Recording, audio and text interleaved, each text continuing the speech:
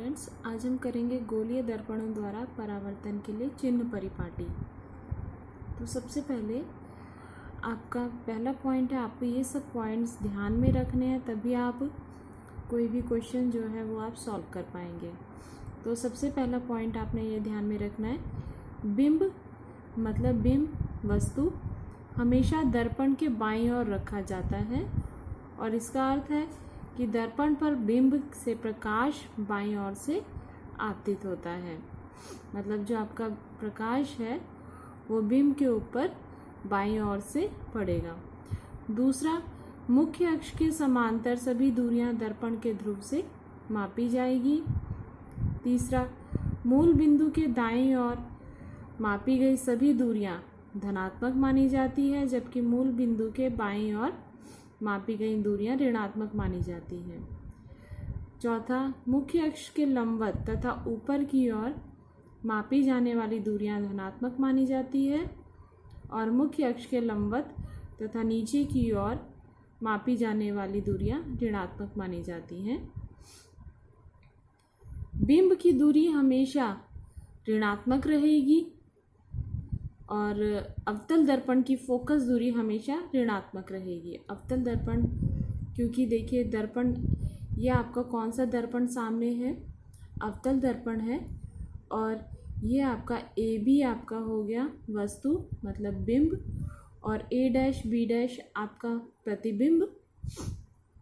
और यहाँ से अब मैं आपको नापना बताती हूँ। इस वस्तु से इस ध्रुव के बीच की जो दूरी होगी उसको हम U कहेंगे। मतलब बिंब से दर्पण के बीच की दूरी आपकी क्या कहलाएगी, U। और क्योंकि ये वस्तु दर्पण के अवतल दर्पण के बाईं ओर है, तो मैंने अभी बताया था कि जो भी आपका बिंब या प्रतिबिंब अवतल दर्पण के बाईं ओर रहेगा वो आपका हमेशा ऋणात्मक रहेगा। तो इसलिए यहाँ पर वस्तु या बिंब की दूरी दर्पण से हमेशा माइनस में ही ली जाएगी। इसी तरह आपका ये ए डैश बी डैश आपका प्रतिबिंब है, तो इस प्रतिबिंब और ध्रुव के बीच की दूरी आपकी V कहलाएगी और वो भी ऋणात्मक ही होगी, क्योंकि ये भी अवतल दर्पण के बाईं ओर है।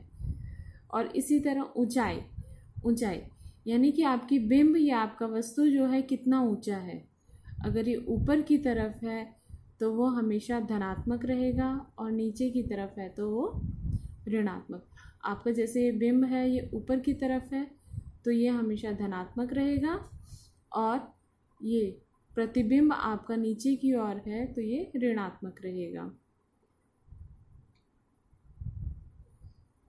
अब आपने ये बात हमेशा ध्यान में रखना है कि बिंब की दूरी पहला हमेशा ऋणात्मक होगी।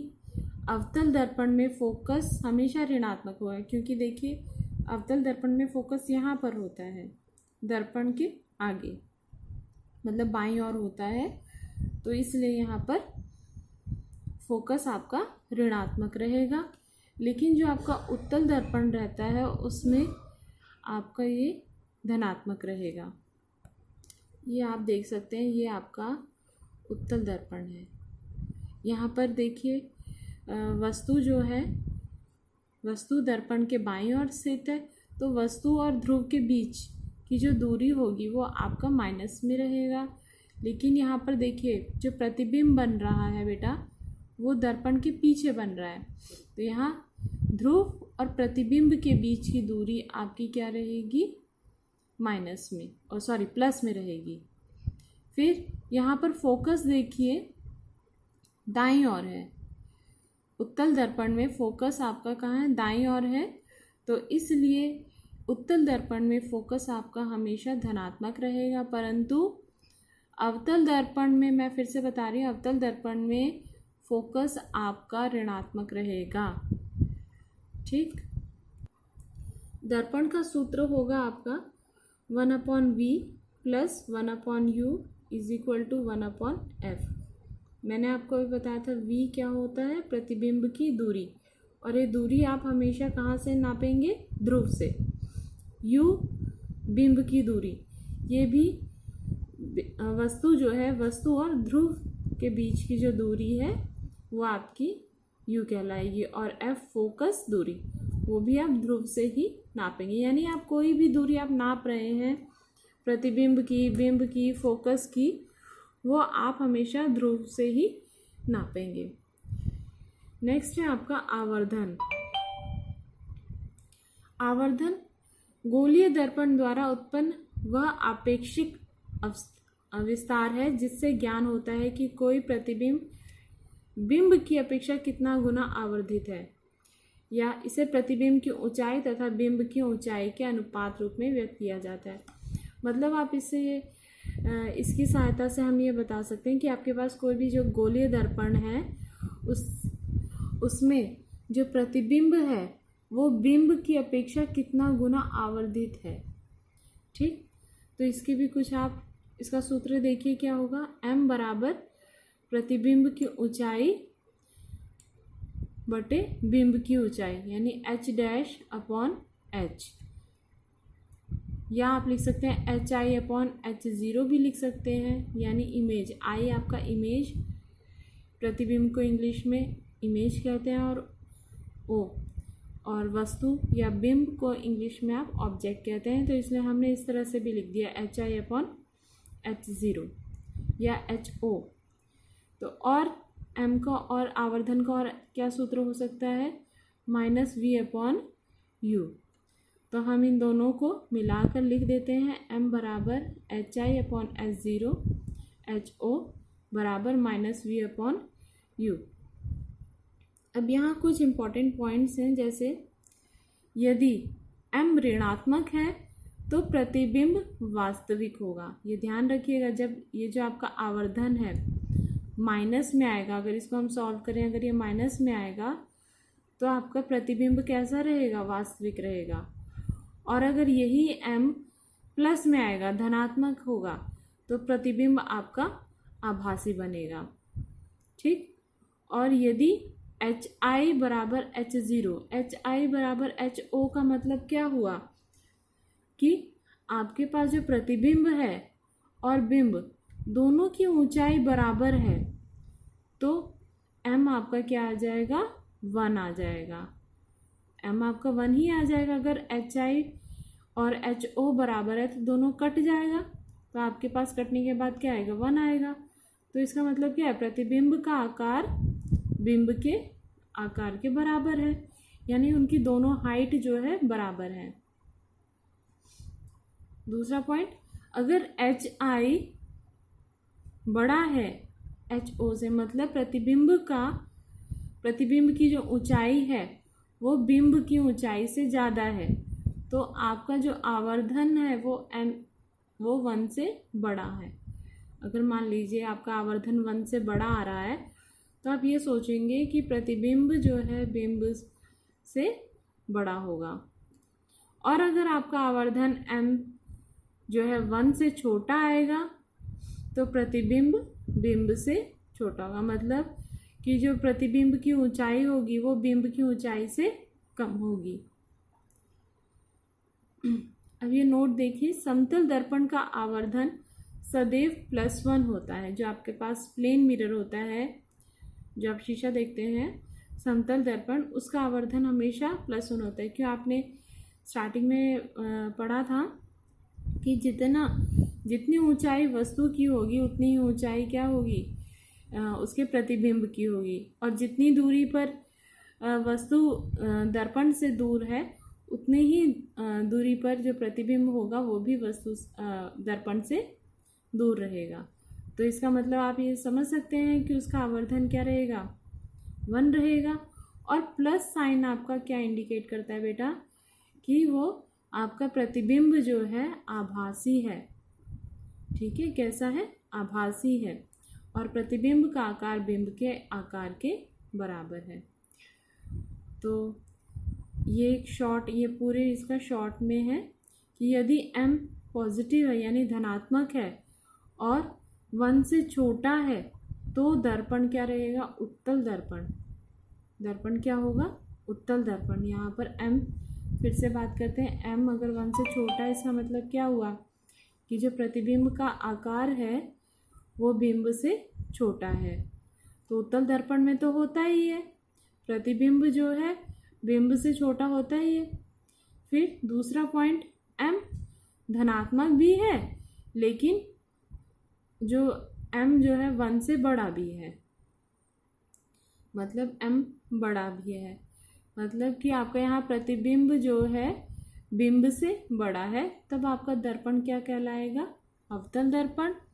ठीक, और अगर m माइनस में है तो दर्पण आपका क्या कहलाएगा? अवतल। तो आपको ये बात ध्यान में रखना है। आपसे पूछा भी जा सकता है कि ये कौन सा दर्पण है, आपको h दे दिया जाएगा, v दे दिया जाएगा, u दे दिया जाएगा। ठीक है, फिर आपसे कहा जाएगा आवर्धन निकालिए और फिर पूछा जाएगा कि कौन सा दर्पण है, अवतल दर्पण है कि उत्तल दर्पण है। तो ये तीनों पॉइंट्स आपको ध्यान में रखने हैं। चलिए स्टूडेंट्स, अब इससे रिलेटेड हम कुछ क्वेश्चंस करते हैं। तो फिर पहला क्वेश्चन है आपका, किसी ऑटोमोबाइल में पीछे का दृश्य देखने के लिए उपयोग होने वाले उत्तल दर्पण की वक्रता त्रिज्या 3 मीटर है। यदि एक बस इस दर्पण से 5 मीटर की दूरी पर स्थित है तो प्रतिबिंब की स्थिति, प्रकृति तथा साइज ज्ञात कीजिए। तो आप सभी को पता है कि ऑटोमोबाइल में पीछे का दृश्य देखने के लिए जो दर्पण इस्तेमाल होता है वो उत्तल दर्पण है। यहाँ पर आपको पहले ही दे दिया गया है उत्तल दर्पण। और उत्तल दर्पण है बेटा, जब आपको इस तरह के क्वेश्चन आए तो सबसे पहले आप डायग्राम बना लेंगे, ठीक है, उसका चित्र बना लेंगे, इससे आपको आसानी रहेगी। उत्तल दर्पण आपका इस तरह से रहेगा, ठीक है। और यह आपको हमेशा ध्यान में रखना है, उत्तल दर्पण में जो बिंब है यानी वस्तु है वो बाईं ओर रहेगी और उसका फोकस दाईं ओर और वक्रता केंद्र भी दाईं ओर रहेगा। और इसमें आपके पास जो प्रतिबिंब है वो भी यहाँ कहीं बनेगा, ठीक है। ये मैंने ऐसे रफ डायग्राम बना लिया है। और उसके बाद आपने कोई भी क्वेश्चन आप सॉल्व कर रहे हैं तो सबसे पहले जो आपको दिया गया है वो आप लिख लेंगे।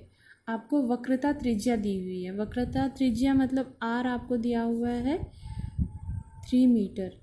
अब ये r आपका प्लस रहेगा, ठीक है, इसका प्लस और माइनस से कोई मतलब नहीं है। यहाँ पर r आपको 3 मीटर दिया हुआ है। यहाँ से आप फोकस दूरी आप निकाल सकते हैं। तो आपको फॉर्मूला याद होना चाहिए, r = 2f।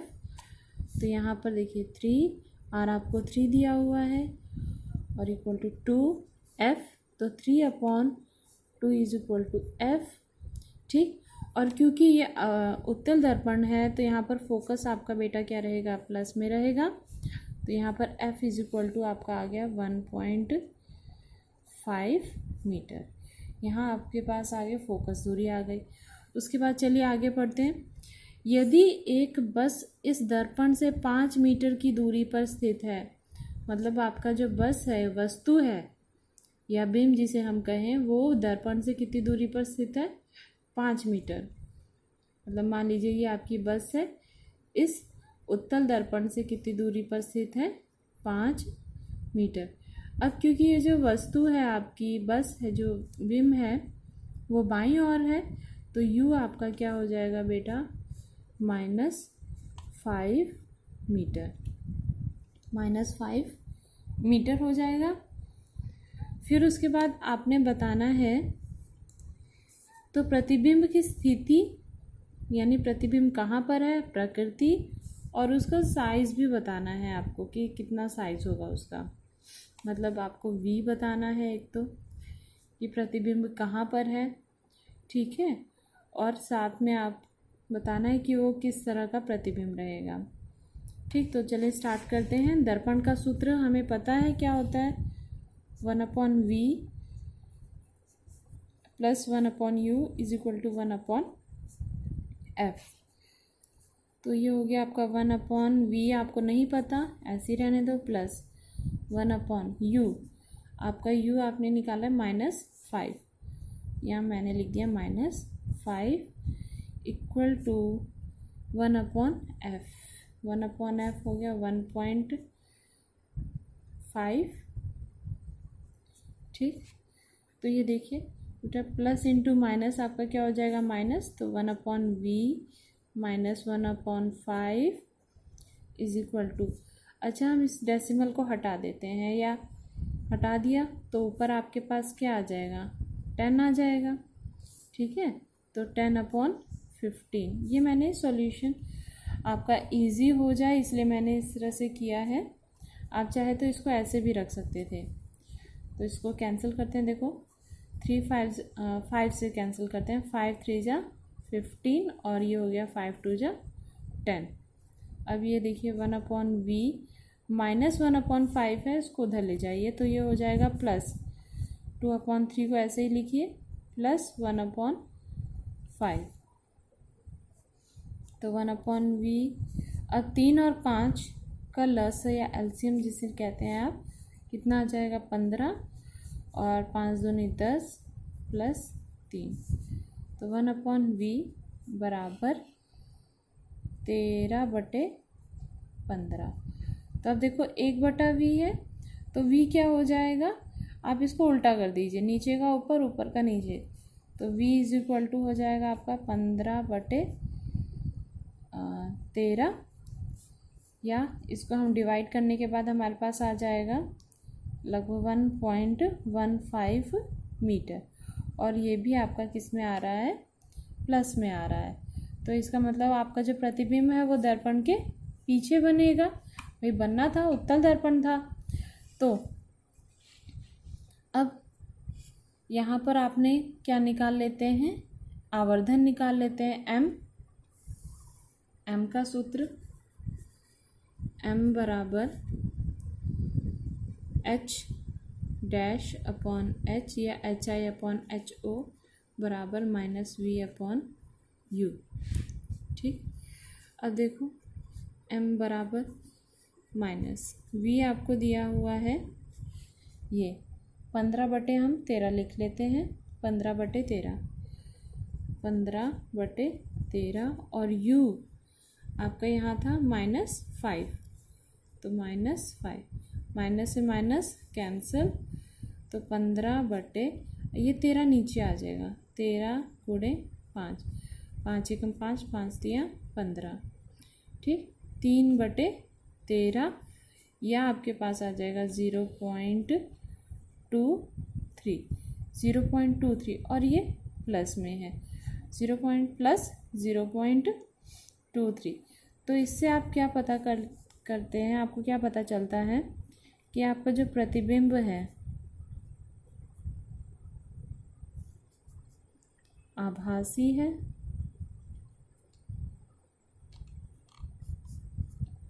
सीधा है और इसका साइज तथा साइज बिंब से छोटा रहेगा।